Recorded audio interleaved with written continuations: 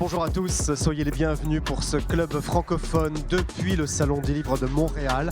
Je suis très heureux de vous retrouver ici au Québec pour ces rencontres en public, car le public est là. Bonjour Montréal. Bonjour à tous. Un événement que vous écoutez peut-être en podcast. Merci pour votre fidélité. Pour ces rencontres podcast donc, je ne suis pas seul. La journaliste et écrivaine Melika Abdelmoumen est avec moi pour co-animer. Bonjour Melika. Bonjour Emmanuel. Comment allez-vous? Très content de vous retrouver Oui, moi aussi. à Montréal.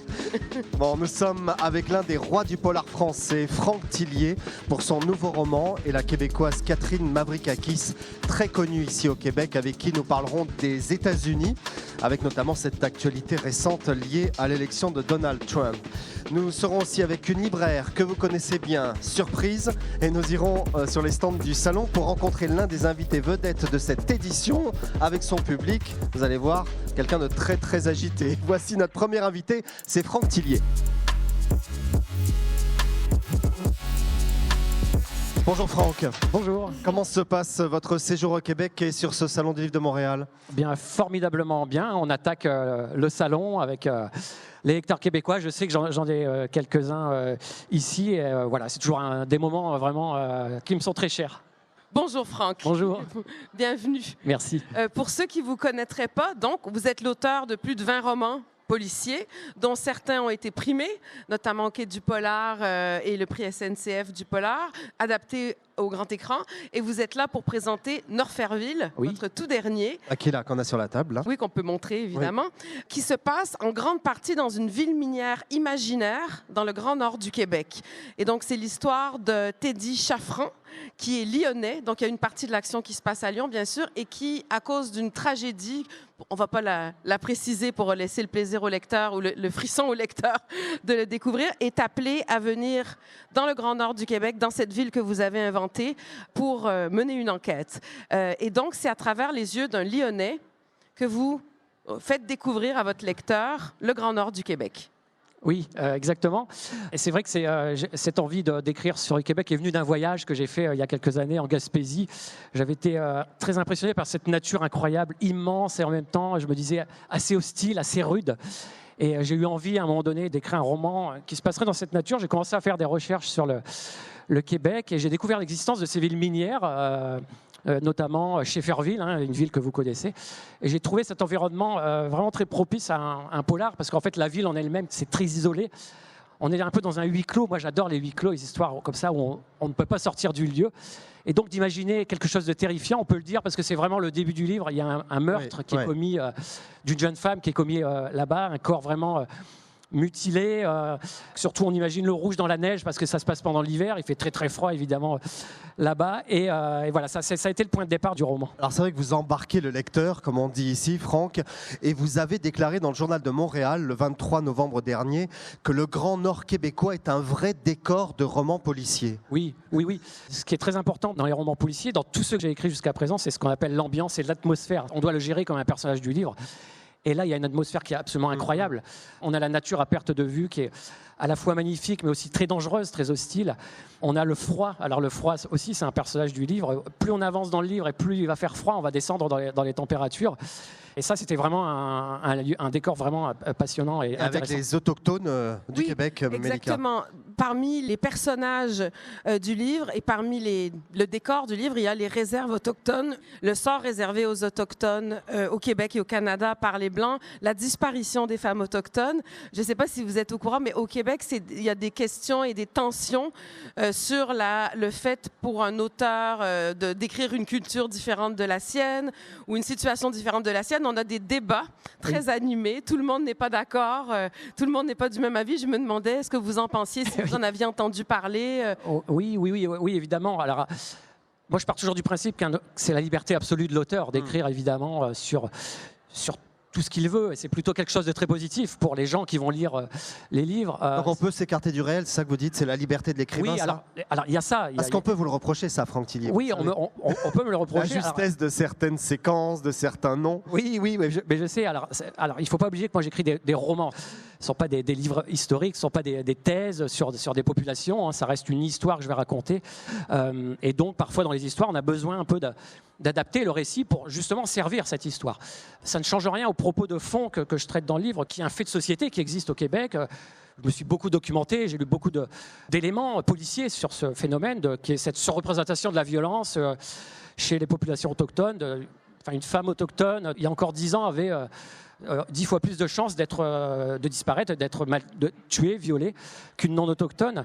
Et c'était ça qui était important. Alors c'est vrai que, mais comme dans tous les livres que les romanciers vont écrire, on fait des petites erreurs parce qu'on n'imagine pas... Alors, petites erreurs, alors, je pèse mes mots, parce qu'une petite erreur pour nous, le romancier, moi, romancier français, ça peut être quelque chose qui peut être un peu blessant pour la personne concernée. Notamment, oui, on me reproche, par exemple, les noms de certaines personnes inoues.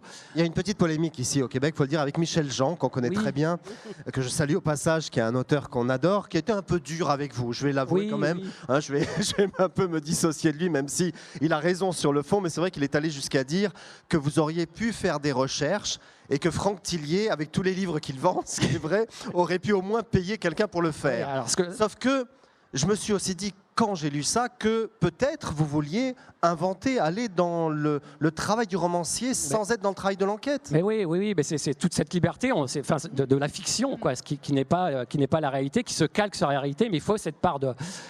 Ne serait-ce que la ville de Norferville, qui est complètement inventée. Enfin, je veux dire, Michel Jean aurait très bien pu me dire, mais c'est quoi votre ville, Norferville ça, voilà. Donc, c'est vrai qu'il y a cette un peu polémique sur les noms. Bon, j'en suis un peu désolé, parce que c'est vrai qu'on n'a pas du tout parlé de ce fait-là du roman, du fond du roman, et je pense que moi j'ai vu les retours en France que j'ai eu de lecteurs qui ne connaissaient pas cette histoire, ce sort de ces populations, et je trouve que c'est plutôt positif. Le livre permet de faire connaître cette histoire, en fait. Alors vous êtes ici sur une terre de polar, hein, Melika Abdelmoumen, on peut confirmer ça. Ici au Québec, c'est un genre littéraire très populaire, très respecté, plus qu'en France. Il y a le maître du genre, Patrick Sénécal, et aussi beaucoup de femmes comme Christine Brouillet, qui ont un immense succès. Vous confirmez, Melika? Vous les avez lus, ces auteurs? Oui, je les connais très très bien, parce que c'est vrai qu'on se croise sur les salons, ils viennent beaucoup aussi en France. Patrick Sénécal, ça fait très très longtemps que je le connais, que je lis ses livres. Il y a aussi Martin Michaud, et c'est vrai que j'aime bien ces échanges, en fait, parce qu'en France, on a un peu de mal à faire lire les histoires québécoises aux amateurs de romans policiers français. Et donc moi, je défends beaucoup en France. Je leur dis, mais lisez, parce qu'on raconte les mêmes histoires, on raconte les mêmes sujets. Et donc ça, c'est ce qui est intéressant, je trouve. Alors j'ai une surprise pour vous, Franck. Ah. Parce que ici, c'est la magie du Salon du Livre de Montréal. On a organisé ça hier soir avec Melika. C'est une star au Québec, un homme donc qui écrit des horreurs, entendez, des histoires terrifiantes, mais qui est d'une générosité, d'une bienveillance rare. C'est Patrick Sénécal qui est là, vous pouvez l'applaudir. Oui, Patrick. Il est là pour vous, Franck. Bonjour Patrick. Prenez un micro. On va, Catherine va vous prêter son micro quelques instants. Ça me fait très, très plaisir. Oui, je savais qu'on se verrait. D'ailleurs, on va avoir une discussion ensemble samedi, samedi midi, je crois. Oui, c'est ça. Oui, bonjour Patrick. Allô. Merci d'avoir accepté de faire la surprise. C'était inattendu, c'est hier, pendant le cocktail, que... Oui, c'est ça. On s'est croisés comme ça, cocktail, entre deux verres de champagne. Patrick, évidemment, a écrit un très grand nombre de thrillers, de suspense, de romans d'horreur, mais aussi des textes sur le genre et sur le snobisme de certains face au genre, notamment dans la revue Lettres québécoises que je dirigeais à l'époque. Vous avez énormément de choses intéressantes à dire sur le rapport au polar qu'on a au Québec. C'est quand même, c'est vrai qu'il y a encore un peu cette... cette espèce de fossé qui est moins pire qu'avant, cela dit. Cela dit, moi, je trouve que quand j'ai commencé à écrire il y a 30 ans, j'aime pas dire ça, hein? C'est quand même terrible. Ouais. Quand j'ai commencé, c'était quand même plus... je me rappelle que Le journal Le Devoir ne parlait pas des polars québécois, des thrillers québécois. La première fois que Le Devoir a parlé de moi, j'ai fait « Oh, ça y est, là, je suis un auteur qui commence à être respecté, je suis dans Le Devoir, c'est bon signe, Radio-Canada, etc. » Mais en 30 ans, ça a quand même fait des progrès. Mais oui, il y a encore quand même cette espèce de... Le mot paralittérature, je ne sais pas si on emploie ça en France, le mot paralittérature pour désigner, moi, c'est un mot qui me fait frissonner, là. C'est horrible comme terme. Et on est toujours surpris quand parfois on se rend compte que je lis autre chose que... À un moment donné, on parlait de Romain Gary sur une table ronde et je me mets à parler de Romain Gary, que j'avais lu plein de trucs et on m'a regardé en voulant dire « Ah, Tu lis ça, du roman Gary, toi? Oui. Je suis prof de littérature au départ, alors voilà. Mais c'est vrai qu'en France, on est assez dur avec le polar franc. Hein. Parfois, je crois que c'est pire on en traite Europe, le polar de roman de gare, hein, c'est arrivé aussi. Alors maintenant, vous arrivez quand même avec certains de vos collègues, à honorer le genre. C'est-à-dire, on commence à vous respecter quand même. Hein. Oui, ça y est. mais comme disait Patrick, c'est vrai que cette frontière, elle s'est un peu estompée. Alors, il y a des auteurs qui ont franchi les frontières. Je pense à Pierre Lemaître, par exemple, Oui. qui était auteur de polar et qui a eu le prix Goncourt. Donc Ah, on s'est dit, tiens, les auteurs de polar savent quand même écrire et aussi raconter des histoires. Ça, c'est important de raconter des histoires.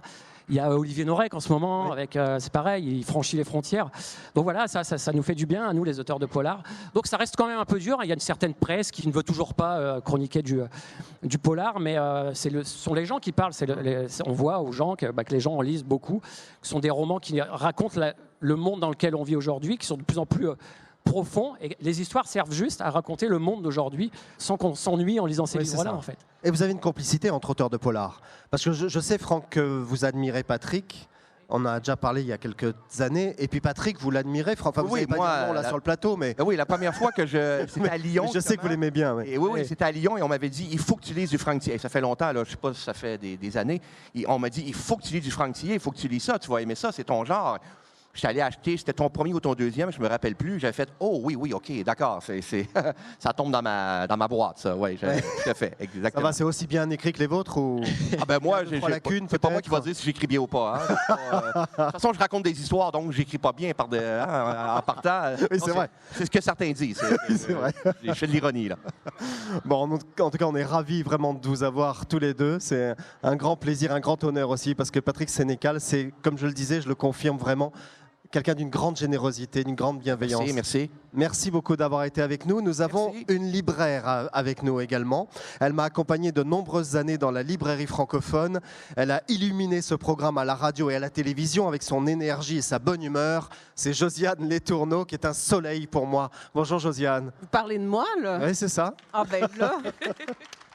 Comme Déborah Damblon en Belgique, à qui je pense aussi. Oui, le tandem Déborah-Josiane. Oui, c'est ça. Déborah qui est une grande amie d'ailleurs. Vous avez lu les romans de Franck Tillier, C'était la première notamment fois le premier, Oui. et vous puis en fait, comparez en fait l'évolution de Franck. complètement. Puis en fait, je dois avouer que je vous avais jamais lu, je le confesse. Et ça a été un exercice incroyable de lire ces deux romans-là parce que j'ai lu Train d'enfer pour Ange Rouge, qui est un des premiers où vous introduisez Charcot. Oui. Et en fait, j'ai lu Norferville. Et je dois te dire que dans le premier livre, on sentait l'écrivain qui s'appliquait un peu. Il y avait déjà un sens inné de l'intrigue. Et je trouve que dans Norferville, eh bien, là, on a la maturité absolue, on a la fluidité, on a la structure parfaite. Et c'est un plaisir absolument de vous lire parce qu'on est poussé par non seulement l'intrigue, mais par la chair que vous donnez à chacun de vos personnages. Alors, j'ai adoré votre roman. C'est vraiment un page-turner, si je peux me permettre l'expression. Ah non, Oui! non, Comment on dit ça? Page Turner, non? non, pas Page-Turner. Non, on refuse. Un roman à... Comment vous dites en québécois, On ça? peut pas lâcher. Page Turner. On lit d'une couverture à l'autre. Voilà. Qu'est-ce que vous diriez, Franck? De suspense. Oui, mais Pêche Turner, ça va. Moi, je le prends plutôt de manière très Oui, mais c'est positive. pas francophone. Oui, la alors, langue il y a- française. Faudrait trouver un équivalent, ouais. Tout Essayez est de trouver traduit un sauf ça. équivalent, là. Bon, vous êtes punis. On vous retrouvera tout à l'heure après la seconde invitée de ce plateau pour nous donner un coup de cœur avec un auteur qui est sur le salon que vous avez choisi. J'ai peut-être une surprise pour vous, Emmanuel. D'accord, on verra ça tout à l'heure. Voici Catherine Mavrikakis. Bonjour, Catherine Mavrikakis. Bonjour Malika Merci d'être Abdel-Noumen. avec nous. Vous êtes écrivaine, essayiste et professeure québécoise née à Chicago aux États-Unis. Vos livres connaissent un grand succès critique en Europe et ici au Québec. Et vous êtes avec nous pour ce nouveau livre Sur les routes. On pense à London, bien sûr, à Kerouac, à McCarthy, qui ont tous les trois publié un livre avec ce titre, The Road ou On the Road pour Jack Kerouac. Et vous parlez d'eux d'ailleurs. Comme eux, vous décidez de prendre la route à un moment. Oui, je me suis posé. Merci, Malouane Kéran, merci de m'avoir invité. Oui, j'ai décidé de prendre la route l'été dernier. J'ai fait ce qu'on appelle, vous allez m'en vouloir, un road trip. Et je suis allée sur les routes en me demandant est-ce qu'on peut faire ça encore maintenant, alors qu'il y a le réchauffement climatique, alors que le désir d'être sur la route a passé. Et puis, je me suis dit, j'ai pris les livres de beaucoup d'écrivains qui ont fait déjà la route. Et je me suis dit, est-ce que je peux m'inscrire là-dedans ou pas? Et puis, je me suis inscrite en disant sur les routes, en essayant de voir si mon existence était possible sur les autoroutes américaines. Mais à travers ce périple-là, vous passez par un endroit clé, quand même, pour vous, qui est Chicago. Oui, je suis passée à Chicago parce que je suis née à Chicago par hasard, parce que la famille de ma mère vivait là. Enfin, pas tout à fait par hasard, mais un peu par hasard. Et à Chicago, qui est un lieu à la fois très familier et très étranger pour moi, je suis allée au musée et j'ai vu des toiles qui me montraient l'extermination des bisons. Alors, j'ai vu l'extermination des bisons avant de voir les bisons, parce que j'avais jamais vu de bisons, moi, avant. Excusez-moi, je n'étais jamais allée à Yellowstone. Et donc, j'ai vu et j'ai pensé, ah ben, est-ce que le voyage est sous les signes de l'extermination? Est-ce que ce grand territoire a connu beaucoup d'extermination? Et je me suis posé des questions comme ça tout au long de mon voyage. Et puis des naissances aussi, parce qu'il y a quand même des naissances de projets très grands dans comme Make America Great Again. Ouais. C'est très ironique, hein? Oui, ben, j'imagine bien. On va y venir d'ailleurs. C'est très intime quand même, parce que vous semblez craindre le Michigan et Chicago. Le Michigan, vous savez, c'est l'un des États clés. Hein, quand il y a une élection, vous dites que c'est un État qui n'est pas clair. Et puis Chicago, malgré l'enfance passée à Chicago, c'est compliqué pour vous d'y retourner. Oui, c'est compliqué. Bon, le Michigan, c'est parce que le Michigan, c'est un État qui est à la fois très républicain et très démocrate. Et quand j'étais jeune, je sentais vraiment cette dualité-là, c'est-à-dire qu'il y avait une possibilité d'être complètement libre, puis d'avoir une communauté. Puis il y avait aussi beaucoup de choses très angoissante pour moi enfant. Et puis Chicago, Chicago, j'y suis bien comme ville. C'est juste que là, c'est la ville de ma famille. Donc, c'est compliqué. J'ai un rapport aux États-Unis comme ça, c'est-à-dire ambivalent. Puis je pense qu'on l'a peut-être tous, non? C'est-à-dire, il y a un endroit où il y a quand même un rêve de territoire immense, de progrès qui a été là, surtout pour les gens de ma génération. C'est peut-être plus le cas pour les plus jeunes. Mais en même temps, les États-Unis, c'est ce qu'on connaît en ce moment. Et c'est vrai que vous écrivez, j'ai souvent imaginé, quand j'étais adolescente ou un peu plus tard dans la vingtaine, renoncer à ma citoyenneté américaine. J'ai évolué dans un milieu intellectuel où les États-Unis étaient ou sont considérés comme les oppresseurs du monde entier. Ben oui, c'est ma génération. Moi, en 78, je rentre à l'université de Montréal. C'est 10 ans après mai 68. C'est vrai qu'il y a tout un rapport aux États-Unis comme agresseur qui est là et qui, surtout, mon rapport à l'Amérique latine était quand même assez fort à l'époque. Un de mes amis a renoncé à ses citoyennetés. Moi, je ne l'ai pas fait parce que je ne crois pas qu'on puisse être tout à fait en paix avec son propre pays, quel qu'il soit. D'ailleurs, vous craignez certains de vos cousins dont vous pensez qu'ils ont probablement voté Trump. Ah ben, je suis allée vérifier sur les listes parce qu'aux États-Unis, on peut vérifier presque tout. Oui, on peut savoir si quelqu'un est enregistré républicain ou pas. Et oui, un de mes cousins l'est absolument. Ah oui, d'accord. Voilà. Alors c'est vrai que vous êtes sidérée, hein, Catherine Mavrakakis, par les candidats Trump et Vance, comme colistier pour la vice-présidence, Vance. Au moment où vous écrivez ce livre, Trump n'est pas réélu, évidemment. Tout juste a-t-il été victime d'une tentative d'assassinat. Et vous dénoncez Vance, qui était contre Trump avant, qui avait même dénoncé dans un livre les dérives de sa mère, et qui devient, du jour au lendemain, un supporter radical de Trump et surtout un fils modèle avec sa maman. Tout à fait. Mais ce qui me fascine, c'est la conversion des gens. Les gens, peuvent un jour être quelque chose, puis le lendemain être autre chose, et c'est pas toujours pour le mieux. Ça m'intéresse beaucoup, comment on évolue mal dans la vie, comment on vieillit mal. Et Vance c'était ça, c'était quelqu'un qui, au départ, essayait de comprendre ce que c'était voter pour Trump. Il était assez méfiant, et puis d'un seul coup, il se retrouve à être le vice-président des États-Unis. C'est assez effrayant, ce parcours-là. Mais je sais qu'il y a beaucoup de gens qui sont souvent en train de changer d'avis politiquement. C'est ça qui est incroyable. Pour ça que c'est les swing states, justement. Mais surtout avec un personnage comme ça. Vous dites quelque chose de très fort. Je vais lire ce passage parce que j'ai dit, je me suis surpris moi-même à dire, oui, exactement. Mais c'est très violent. Vous écrivez, personne ne semble avoir le courage d'accuser Trump d'avoir créé un climat de violence aux États-Unis. On préfère jouer l'étonnement ou encore l'indignation. En voyant Trump se relever, déterminé et combatif, je ne peux m'empêcher de penser qu'il y a quelque chose d'un Mussolini à Bologne, alors qu'un adolescent de 15 ans, Matteo Zamboni, avait voulu le tuer et l'avait raté le 31 octobre 1926. Vous le comparez à un nazi, du coup, là. Ben, oui, j'ai peut-être un peu raison quand même. C'est-à-dire, je pense que, évidemment, je suis romancière. Alors moi, je pense qu'on peut inventer des choses. Hein.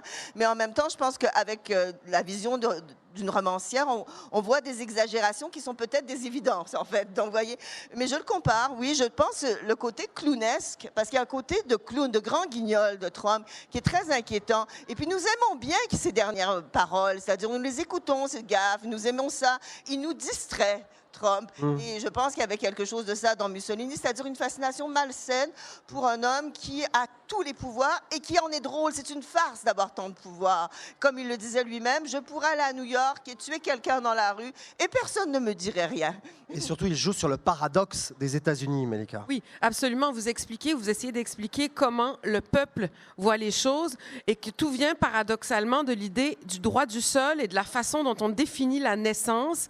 L'idée de la naissance qui reste au centre de tous les arguments politiques américains, ou presque. Oui, ben c'est parce que c'est un beau projet. Au départ, on est sur un sol comme moi. Je suis née aux États-Unis et je suis américaine. C'était peut-être un beau projet.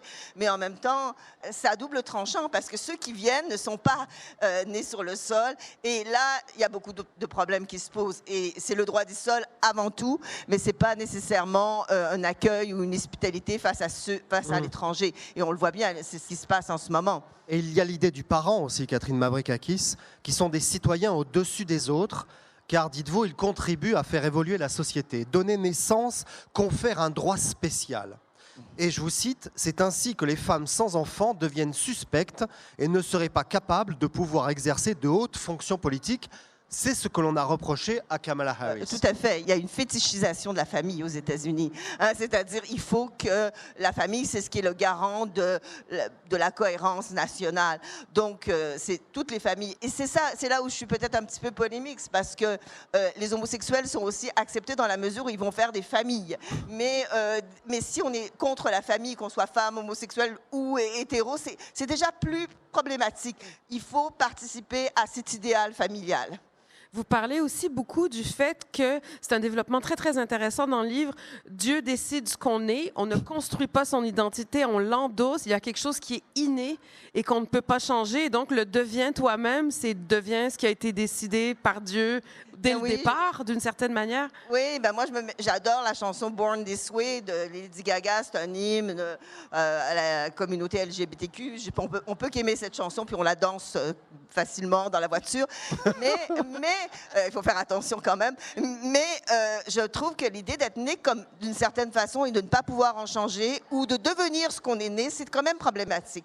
Parce que pour moi, il y a la possibilité de changer dans le monde. Il faut qu'on ait la possibilité de changer. On peut devenir homosexuel même si on ne l'était pas à la naissance. Vous voyez ce que je veux dire? Pour moi, il y a un droit à être ce que l'on veut et que l'on devrait défendre à la place d'une certaine essence qui s'incarnerait dès notre enfance. Alors, dans ce livre que je montre encore au public, sur les routes, Catherine Mavrakakis, il y a plein de choses, notamment le climat dans le parc Joshua Tree. On ne peut s'empêcher de penser au groupe U2 d'ailleurs, quand on dit Joshua Tree, où il y a des pics de chaleur à 49 degrés. Oui, et le Québec qui est complètement ignoré par les citoyens des États-Unis, qui ne savent pas ce que c'est, où c'est. Mais j'ai fait des tests sur le chemin. Moi, j'ai fait des tests. On me demandait d'où je venais. Et je disais, je viens du Québec. C'est comme... Quoi? Mais c'est où? C'est quoi? On ne sait pas. Quand je disais du Canada, c'était quand même déjà un peu mieux, mais j'étais presque une socialiste ou une communiste. Donc, voilà. Mais le Québec, on ne savait pas. Et je disais, mais vous savez, il y a un territoire où on parle français, pas très loin de chez vous, en fait, sur le même continent. Et je dois vous dire, peu de gens le savaient. On vous demande souvent si vous venez de Toronto, si vous êtes proche des chutes du Niagara. Oui, c'est déjà. Et quand vous dites... Quand vous dites je viens de Montréal, c'est très décevant. C'est très décevant, tout à fait. Les chutes du Niagara, leurs parents ont été parfois en voyage de noces là, dans les années 60, donc ça va encore. Mais c'est un peu fini aussi, même les chutes. Merci beaucoup, Catherine Mavrakakis. Merci beaucoup. Votre nouveau livre sur les routes, un étrange voyage de Chicago à Alamogordo, puisque vous en parlez aussi, est paru aux éditions Héliotrope. On va vous libérer car vous avez un cours, Catherine. Les étudiants vous attendent. Catherine. Merci beaucoup, Catherine. Josiane Letourneau, on vous a demandé, en tant que libraire, de nous faire découvrir un auteur qui est présent sur ce Salon du Livre de Montréal. Ben, en fait, j'ai été un peu délinquante, Emmanuel. Ah, J'en ai choisi 2. ça m'étonne pas de vous. Allez-y. Vous avez carte blanche aujourd'hui. Non, mais j'en Profitez-en. profite, hein, puis j'ai le profitez-en. droit. Alors, je vais être un petit peu dans l'air de notre émission. C'est qu'en fait, je vais parler d'Andrea Michaud avec son dernier livre qui s'appelle Baignade, qui, en fait, s'accorde pas mal avec Franck nos Tillier deux a l'air d'accord avec invités, vous, avec On Patrick est le micro. Sénécal. C'est extraordinaire, ce Patrick roman-là. Sénécal. Ah oui. Extraordinaire. C'est un grand, grand livre. Ouais. Ben, en fait, si on veut continuer dans la même veine que vous deux, je pense que c'est un livre Tellement absolument- meilleur que moi. Tellement meilleur que moi. Ben, en fait, je dois te dire qu'Andrea Michaud, elle a une écriture sublime. Ah oui. C'est vraiment quelqu'un qui sait utiliser les armes qu'elle a sans vouloir faire de jeu de mots. Et en fait, c'est l'histoire d'un couple qui va aller camper au bord du lac des Sables et qui, en fait, va vivre une première nuit de terreur. C'est le 14e livre d'Andrea Michaud. Ah oui, Alors, quand si même. vous aimez l'écriture de Franck Tillier, si vous aimez Patrick Sénécal, je vous invite vraiment à lire le livre d'Andrea Michaud parce que vous allez avoir autant de frissons. Le deuxième livre, c'est vrai, j'en avais 2. Oh mon Dieu, je suis en train d'oublier moi-même que j'en avais 2. Alors, on vient d'annoncer que Je vais ce m'évanouir. livre-là...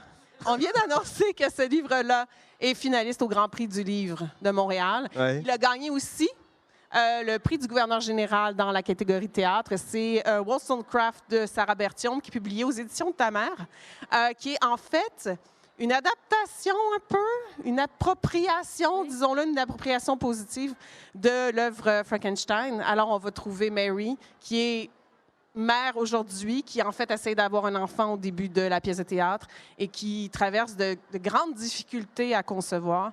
Et on est en pleine pandémie, alors elle rencontre des médecins en Zoom, c'est la catastrophe. Et l'idée de la créature va évidemment venir, mais d'une manière complètement folle. Alors, si vous aimez les pièces de théâtre qui sont caustiques, qui ont de l'humour, qui ont de l'ironie, une ironie merveilleuse, et je vous invite par la même occasion à lire toutes les pièces de Sarah Bertium parce qu'elle est géniale. Je Merci suis d'accord. beaucoup, Josiane. Merci. On part à présent dans les allées du salon avec un écrivain que vous connaissez tous et qui nous reçoit avec son public. Reportage.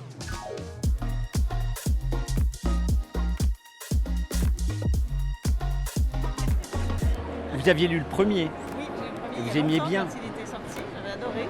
et vous allez adorer le deuxième. Et je suis sûre que je vais adorer le deuxième. parce que c'est- Ah, vous êtes adorable. Alors, je signe. Et vous avez le droit de parler, hein, Mais pas trop, parce que c'est mon comme côté vous êtes- fille. Comme Mais vous non, êtes très bavard, puis moi j'ai une amie je veux absolument voir parce qu'elle elle est en dédicace elle aussi pour son livre. une autrice Une autrice, québécoise. québécoise, Et elle a écrit oui. quoi? Mourir de froid, c'est beau, c'est long, c'est délicieux. Ah, c'est bien comme titre. Mais je connais cette maison. Et vous me l'offrez alors? Non, parce que je veux aller lui faire dédicacer pour Oui, mon mais- père. mais- C'est pour mon père. Oui, mais vous pourriez me l'offrir. Je pourrais vous l'offrir, c'est vrai, mais il faudrait que j'en achète un autre. Eh ben, parce que de toute façon, vous devez aller la voir. Ben, je vous l'offre, allez. C'est vrai? Alors là, je vous embrasse. Attendez, j'ai volé un livre. Ah bah, je vous en- ça fait ah bah- plaisir quand même. ah Je bah, pourrais merci. dire que- je pourrais dire que je vais faire un livre à Grégoire de... Ah bah ça me touche. Mais en plus, si c'est bien, ça va me plaire. Ah ben on va lui donner, on va s'occuper d'elle. Et je vais en parler sur mon blog, et puis peut-être que je vais en parler à mon ami Emmanuel Kérat, peut-être, qui est très exigeant dans ses lectures. Et s'il aime bien, on en parlera un peu partout de ce livre. Donc je vous remercie, Peggy, de m'avoir offert le livre de Nathalie Platt, qui s'appelle Mourir de froid, c'est beau, c'est long, c'est délicieux, aux éditions Les Salicaires. Salicaires. C'est un peu forcé quand même, hein, Grégoire. Oui, mais... C'est un cadeau un peu forcé, Grégoire Non, Delacour. je vais voler le livre. Oui, mais qu'est-ce que vous voulez? Quelle Elle me honte. dit- non, Peggy, qui aime mes livres, me dit, j'ai un livre que j'adore. Je lui dis, donnez-le-moi. Bon, écoute, je vais lui payer après, ça se verra pas. Mais je suis ravi de découvrir un livre. Moi, j'aurais pas découvert, il y a trop de talents ici, il y a trop de livres, je ne sais pas comment vous faites. Mais je suis à l'affût de choses que les gens qui aiment mes livres aiment. Sinon, je deviens un énorme nombril, quoi. Bonjour Grégoire Delacour. Bonjour Emmanuel Kérad. Comment ça va? Vous voilà. Oui, vous voilà aussi, Bah oui, au Salon du Livre de Montréal. oui, j'adore. C'est un la peu notre troisième invité fois. surprise. Oui, mais Montréal, c'est un salon de cœur pour moi. C'est un salon où je me souviens, la sortie à 11-12 ans de la liste de mes envies, c'était phénoménal. Et j'ai des lectrices, on voit là encore aujourd'hui des lecteurs maintenant, qui se souviennent, qui reviennent, qui m'ont lu entre-temps, et on s'était manqué toutes ces années. Et ça, c'est formidable. Formidable. On va les signer du coup. Je signe, à Peggy. Et vous voulez que je vous offre un des miens? Je vais vous offrir un des miens. Ah oui, attendez. Ah oui, c'est bien ça. C'est un bon échange. Non, sans déconner. Non, vous choisissez un des deux. c'est les moins chers. Oui, c'est des livres de poche. Non, c'est pas vrai. Ils sont C'est magnifiques. pas possible, Non, non. Grégoire. Et, Il m'inspirait, celui-là, c'est une Eh histoire ben, d'amour. prenez ça. Une histoire d'amour, notre histoire d'amour. Ouais, Une prenez nuit ça. particulière. Ça, je vous l'offre. Merci. Je vous offre une nuit particulière. 7,40 €. Vous voulez dire que je vais en offrir 2? Bah ouais. Voilà. Merci beaucoup, vraiment. Alors là, vous l'avez ici. L'enfant réparé, attends. Faut que je prévienne mes amis, mais vous inquiétez pas. 7,70 €, c'est On y bon, est, c'est là, on est équitable. bon, on est bon. Moi, je pensais faire une affaire, vous voyez, bah, finalement, à cause de Monsieur Kérad, c'est du troc. Voilà.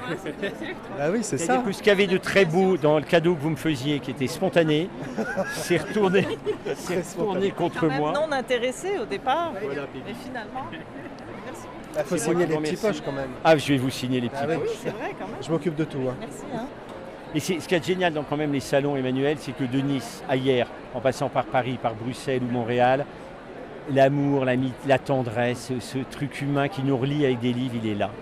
Et ça, c'est magique. C'est Vous vrai. avez toujours eu ce truc-là avec le public, vous. Moi, j'adore ça. Vous communiquez, vous restez des minutes entières. C'est très long les signatures avec Grégoire Delacour. Ouais, trop. Mais si monsieur qui est là, ça fait un quart d'heure qu'il attend parce que je parle à Peggy, Bah il est oui. pas content, il s'en va. Hein. Oui. Non mais c'est et il reste. Ah, parce que le monsieur n'est pas avec Peggy. Non, et, Ah, d'accord. non, et il Ils sont reste. tous attablés et à parce votre qu'il comptoir. écoute et qu'on partage et qu'il y a une sorte de petite communauté, et on rigole et c'est génial quoi. Et on l'a pas ça. Et nous auteurs où on est seuls comme des damnés de la terre dans notre cuisine à écrire notre tambouille, tout d'un coup on se remet à vivre, à parler, à échanger. Et les mots, vous savez, les mots c'est des fils. Une lettre, si on la dénoue, c'est un fil. Et tout ce qu'on écrit, c'est des fils qui nous relient. Hein. Et en plus, je dédicace long. Ah oui, en plus. Ah oui, parce que mettre amitié à des gens que je connais pas, je trouve ça nul. Il y a un auteur, je dirais pas le nom, mais il vit à New York. Il met amitié, Un auteur français. son prénom. Et je me souviens, il y a 2 jeunes filles qui achètent les livres, elles font la queue pendant 1 heure, et elles attendent, et c'est un moment vachement important, la dédicace, parce que je me suis demandé pourquoi on fait une dédicace. Pourquoi on va demander une dédicace? C'est parce qu'en fait, on veut une rencontre et que la dédicace, elle est la preuve que la rencontre a eu lieu. Elle est une sorte de petit gris-gris, une sorte de petite photo. Je l'ai vraiment rencontré, on s'est parlé, il m'a mis un petit mot. Et les 2 filles sont parties l'une après l'autre, ont regardé chacune, un petit sourire, et se sont regardées, ont montré l'une à l'autre, c'était la même.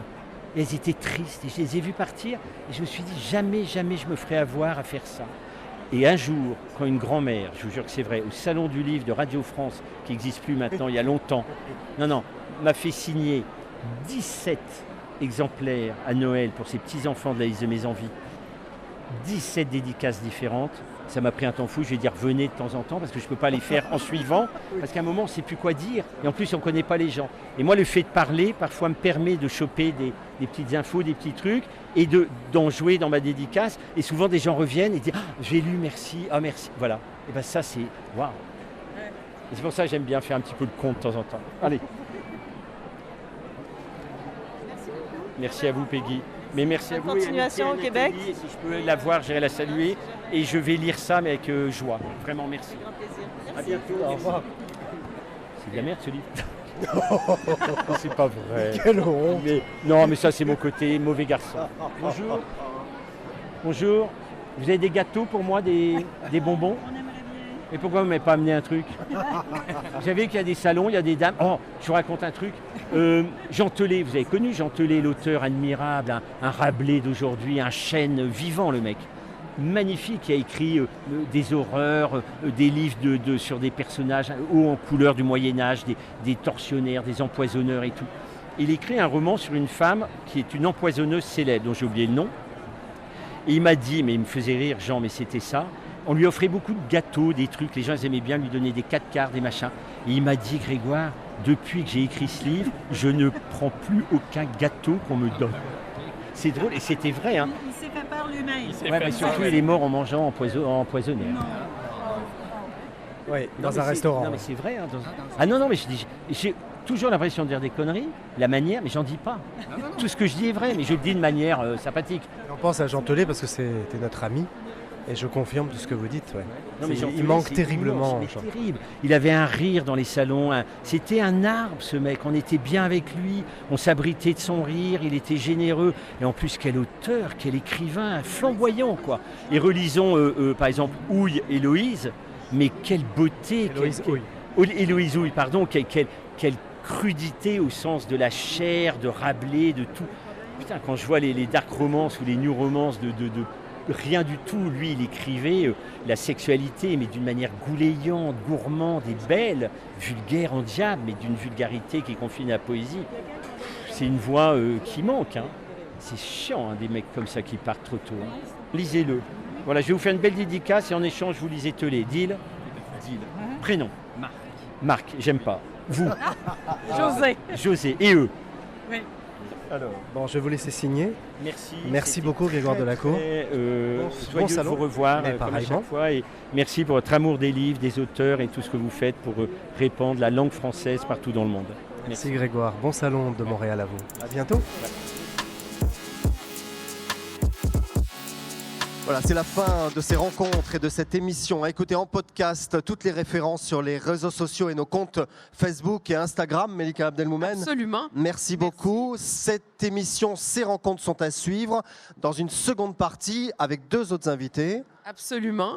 Dany Laferrière et Mani Soleil-Manlou. Voilà. Pour se joindre à nous. Et Victor Laszlo aussi avec son public. Merci, un immense merci à vous, public de Montréal. À bientôt. Vive la francophonie et vive le Québec.